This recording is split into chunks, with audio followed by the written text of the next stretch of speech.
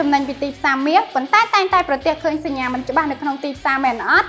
ហើយតើមានវិធីសាស្ត្រណាដែលអាចកំណត់ទិសដៅនិងចេញចូលទីផ្សារយ៉ាងមានប្រសិទ្ធភាពតើមកចូលរួមជាមួយនឹងកម្មវិធីសិក្ខាសាលារបស់ខាងក្រុមហ៊ុន GRG Investment ក្រោមប្រធានបទតើ EMA និង SVG អាចជួយអ្នកវិនិយោគមាសទទួលបានផលចំណេញដោយរបៀបណាដែលអ្នកចូលរួមទាំងអស់នឹងទទួលបានអត្ថប្រយោជន៍ជាច្រើនដូចជាកំណត់ទិសដៅទីផ្សារបានច្បាស់កាត់បន្ថយហានិភ័យនិងជៀសវាងតំបន់សញ្ញាមិនច្បាស់ប្រើ EMA និង SVG រួមជាមួយ Technical និង Fundamental Analysis ដើម្បីសម្រេចចិត្តឆាប់រហ័សនិងមានប្រសិទ្ធភាពខ្ពស់ជួបជាមួយវាគ្មិនជំនាញជនជាតិខ្មែរនិងបរទេសដែលមានបទពិសោធន៍ជាង20ឆ្នាំនៅក្នុងទីផ្សារហិរញ្ញវត្ថុនេះកម្មវិធីនេះនឹងធ្វើឡើងនៅថ្ងៃសៅរ៍ទី4ខែតុលាឆ្នាំ